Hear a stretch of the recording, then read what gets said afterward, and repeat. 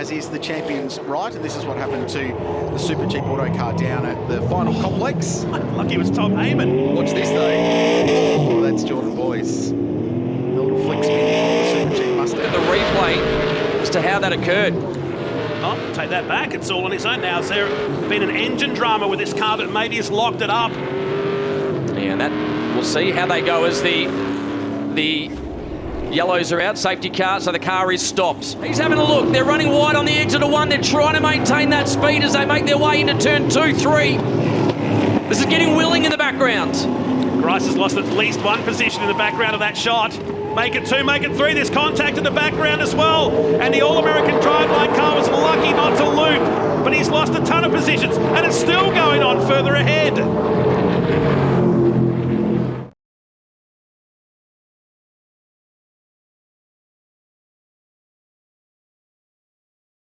At the end of lap number 12, in race 1, the Trico Trans Am Series, and dramas here for Jackson Rice at turn 9.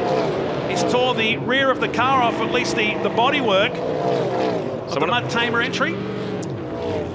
We'll have a look at the replay of the crash down here at Dandenong Road corner. There's contact between the 7 and the 16, and that was how the 42 of Davies got that front right damage as well. So it's Ethan Thornborough, and he got a bump from Tom Davies and Ben Grice. The seas parted at the right time there for the 0-3 car.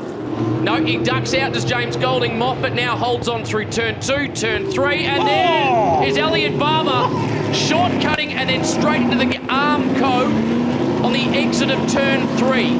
How was the air time from the Camaro? Replay of the start, so look to the middle of the pack here. Where's the 75? Was there a bump? Couldn't see for Cam's arm, but there was a contact going across the top into turn 2. Here it is. And how was serious? If there's not front end radiator damage, that car would be shocked. To get the move done, let's check a replay in the background. Chris Pappas. Is he going to get the Ryko sign? Oh, he missed it. Just. And then number 8, he'll grab a gear, lower the heart rate and rejoin the race. Hold your breath. They're through turn 3 now. Critically important to get the run off turn 4. This is playing into the hands of James Moffat, and we're around. We got Elliot Barber into the wall in the background. We've got contact. It is absolutely blocked on track. They're having to leave the circuit. We have more than half the field caught in that accident. 9 cars stopped at turn 4. One gets away. It's Todd Hazelwood. Tim Slade trying to get out of it. Significant damage to Ethan Thornborough's car in the mix. Jordan Boyce. And we talked about the chicane being tough. It was turn 4. And it was contact from Hazelwood on the Boyce car. And Elliot Barber for the second time having a ride on the wild side there in the Pioneer DJ entry. Finds the tyre wall this time. I don't recall so many cars being jammed up. James Moffat, and we're around. Hazelwood was served, so into the wall in the background. We've got contact. It is absolutely blocked on track. They're having to So we'll watch here. Look in the background. Watch this. Todd Hazelwood cops one from the 31.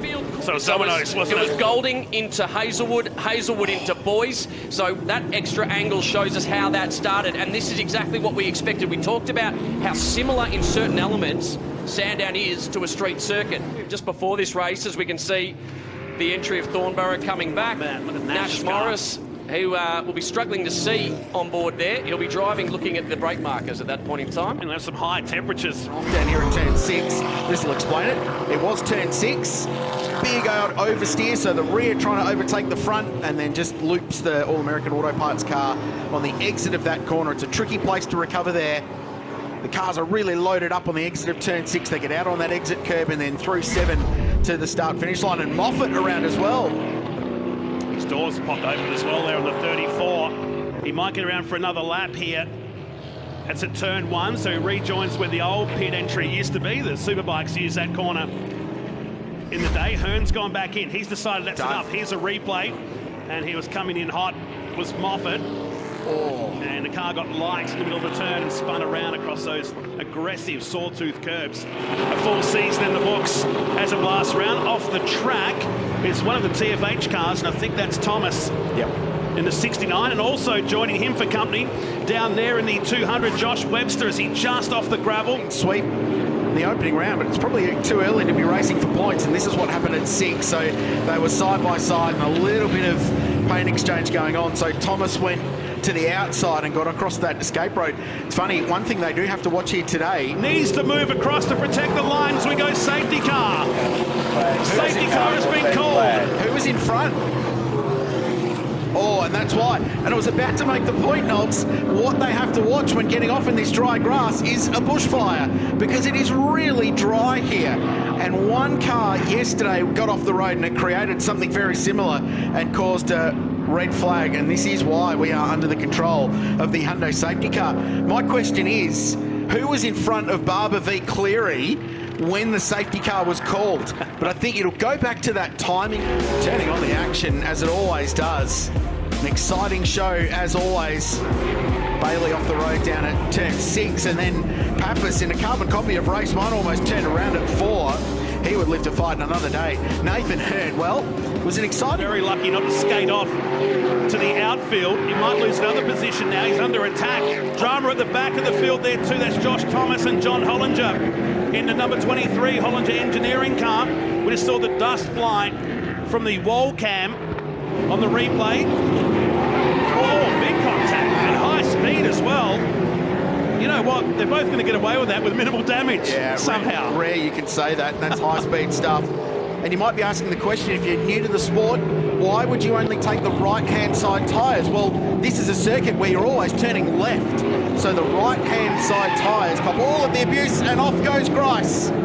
Grice off up at the hairpin. Was it on his own or was he helped? That is the million-dollar question.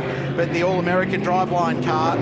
Great vibe up there on the viewing platform above our pit garages. So Todd Hazelwood's dad up there at the moment, keeping an eye on him in third place. I can see Terry Morris, so Nash's grandfather, among others, up there as well too. It's an all-star cast, that's for sure. Saw Brett Thomas up there as well, the owner of TFH Racing. And Chris Pappas making it 3 from 3 down here in the turn 4 hairpin in the number 8 Mustang. But of course, getting one thing and passing is the other, and we're going yellow. Saw the flags popping out down there at turn 4 and a safety car being called, and it's another spot fire just to make it 3 days in a row. That's probably where Grice went off down at 6. The one driver that was coming at the leaders like a freight train there was Todd Hazelwood, so pulled margin out of them in the 111. So let's see if he's got anything to go with them. Restarts tend to be pretty feisty in the Trico Trans Am series, so this will explain why we're currently under the control of the safety car. There he is, the All-American Driveline Auto Parts car just outside the top 10. There's Elliot Barber just behind Tom Davies in the 42 machine. Down into MGO, Grice is squirming. He just gets underneath Bailey and there's contact. And it's the 42 and Davies that goes around. There should be an opportunity to pass. Let's look at the replay. So Grice coming in hot. Now, was it contact from the 12? Hard to see. From that, we might see if we can screaming for mercy at the end of the first lap. Through they come, so the track conditions will continue. There's a spinner at the back. It's John Hollinger in the 23 Chevy Camaro facing the wrong direction. So the Hollinger engineering car, he'll grab first, spin it back around, but drops a ton of track space in the process. Yeah, he had to wait for that car to stop. Let's watch the replay here. Easy to do as well. I mentioned just off the top, Matt. Oh, that was helped around, I think. Easy to do, but probably easier if someone assists you. And let's watch that again. That's absolutely assisted, that one. Thomas Davies in the 42. Chris Pappas taking evasive action there in the Wealthright number 8. So starts to heat up at the front in the early stages of race 1. Contact down here. Golding on Slade. And that was pretty damning from that camera down there at turn 6, Cam. He overcooked it. We'll see the replay no doubt shortly, but just straight into the back of Tim Slade was James Golding. Just couldn't pull the car up. And both of them, that'll be enough for their podium opportunities. You can see it just outbraked himself, Tim Slade. Unfortunately, a victim there, and that has now put Hazelwood up into third. A bit more legs heading down the main straight. Behind him still Hazelwood, Golding, Rice and Thornborough. It's pretty, top 6. Pretty slippery though for Nathan Hurd. Very slippery up the inside now, James Moffat. And he had to have a go. He had to have a go, and the Hoosier tyre said no. And it drops him a ton of spots. He gets away though, charging down the straight. Barber on the left-hand side, almost on the grass. And look who sweeps across to the lead into turn number 1. It's going to be Hazelwood. Keep it on. No, this is Jackson Rice skating off the track, and they're going everywhere. Rice in the gravel, he's stuck. He won't be getting out of there. And he sent it early, missed his brake marker. Very lucky. I think Todd Hazelwood saw him coming. Let's take a breath. Let's have a look at the start. You can see Todd Hazelwood got the gap, moved across to cover, and there was the move. And you can hear the bumping in the background because Todd Hazelwood aborted, and you can see them all concertina into each other. But Jackson Rice, he had to abort. He was going to take out 4 or 5 of them. Good call from Jackson Rice. Great driving from Todd Hazelwood. Qualified him into 4th, and speaking of which, he's in dramas now with Bailey in the Jack's Tyre Services entry. Car number 12 that was knocking on the door of the top 10 puts into the tail now in the 12 machine. So Nathan Hearn is trying to get onto the back of this battle here, the battle for the lead. So look what happened. We knew he locked up down into turn 1. Does it grab a tyre again? No, all by himself, and unfortunately, nowhere to go for the 66 of Stibbs. Jordan Cox inside the top 10 already, the big mover and shaker in this race. In the background, Hollinger, he'll be dizzy. That's the second moment he's had in the 23 machine. And all that ground he tried to make up is gone. Jordan Boyce might get to second here in the ACM Finance Mustang. He'll go side by side with Hearn through turn number 1 as everybody hustles for positions. The 88 machine works hard. There's 3 cars off in the background.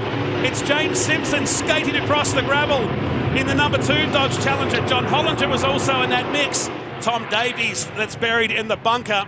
Well, that was why they were racing so hard. Cox, and Jordan Cox is off as well to 17th, but he's got damage. He's got damage, and he's going to stop, and same too for Mark Bailey. So the Jack's Tyre and Auto number 12 Chevy Camaro heading back towards the pits. It's dragging that Hoosier tyre back in, and his race and weekend is done in car number 12. But will they take that back to the previous sector where they were? Here's a replay, so watch the back of the field. Well, this battle for second went for 3/4 of a lap, so how'd it go down? Well, Hollinger and Davies were into each other, don't know how that happened, but Simpson skating across the top in the Dodge Challenger. Further back in the field, everyone's stacking up. Yeah, Everyone's stacking up, and he's hit 2 cars, including Brent Holdsworth. Yeah, that safety car was already out. If you saw in the background, the safety car boards are out, so that's got caught out and checked up. We didn't see how Jordan Cox got caught up in all of it. Behind the ever-successful Norwell Motorplex just down the road here from Queensland Racing. I say down the road, maybe an hour or so, and that was the replay of Bailey coming in hot when the safety car was called and drilling the back of the Breeze Holiday Parks entry of Brent Holdsworth, who's back in the series for the first time this year. Sounds like he's carrying on into the weekend, and it's really, we've got a moment here. Dramas up the top of the mountain for John Hollinger in the 23 machine, and that's heavy damage in between the gate and down at John Hinksman Vista. So the Hollinger engineering car, oh my. So followed that, the medical team will take him to the medical centre for evaluation. So we've caught the tail end of this. Watch the bottom of the screen for the Hollinger car. And it's left-hand side. So I wonder if he has made contact on the right side. And he was locked up. You can see the telltale lock up, and it's thrown him off to the driver's left as well. So contact both right and left side of the circuit. It's a very fast bit of track too. So well done to the team who have put the Velo Adelaide 500 together this year. That's going to be an awkward spot to stop. Tom Heyman, he's nudged the tyre wall up there at CBC corner right in front of the college.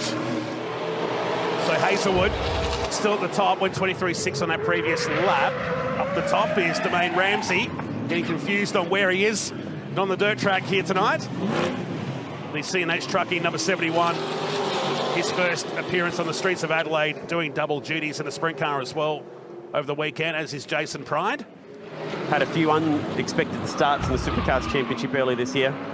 And at the other end of the circuit, his teammates just looped it around, and that is going to be very close with Elliot Barber. He's so narrow down there, doing the right thing, driving back away from...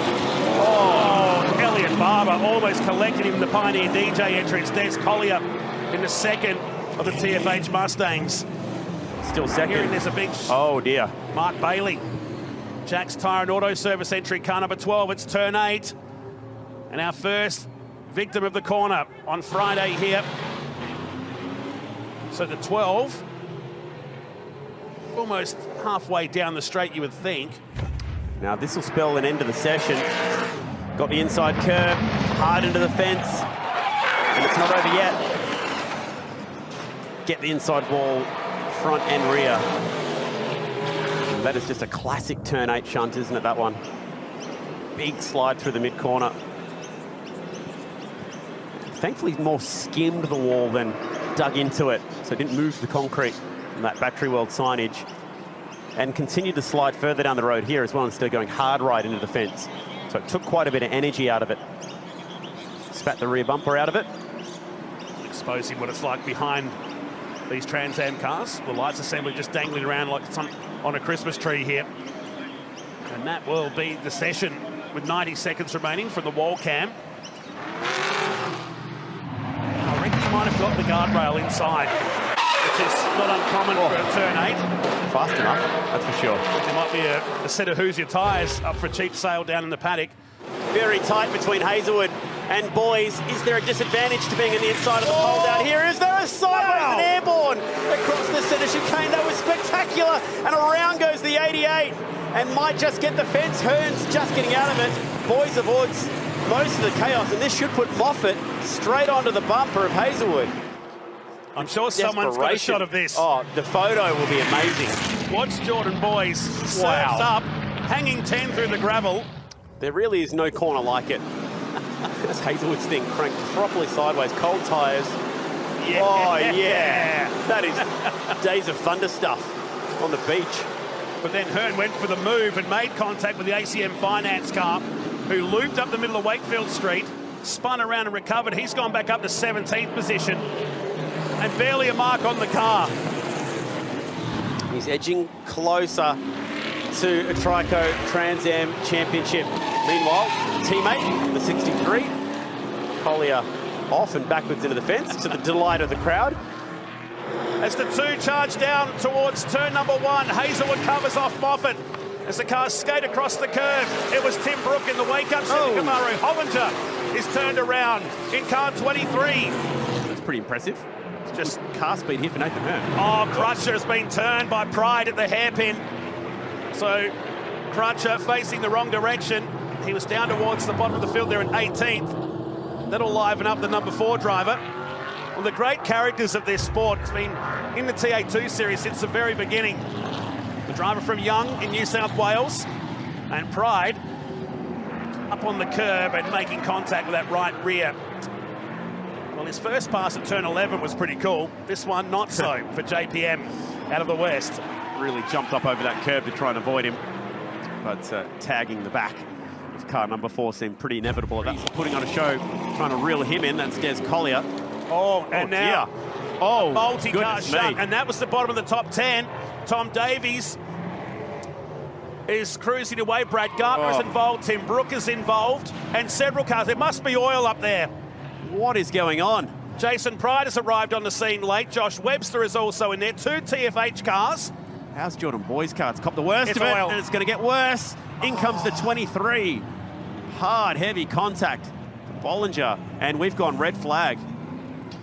Said this off air prior to this race. This has been a bizarre weekend, and now several cars in the fence at the top of the hairpin, and that'll be the reason why. Red flag is going to stop this race, and lucky for the teams, there is only one race today. Jordan Boys is in there after that massive run from the back up into 10th. John Hollinger for the second weekend in succession. That's the spare car, incidentally, that he is cruising back to the lane. That is a lot of fluid. So let's unpick this, Chad. This is Thornborough and Barber, and it was Tim Brook, the engine letting go. He skates off. Oh, wow. Wow, Jordan Boys took the worst of that one. And no warning for the cars behind. Man, the 88 copped it. First into the fence, and then got cleaned up by the 69 as well. Brad Gartner went in hard too in the high-tech oil Chevy Camaro too. For Tim Brook,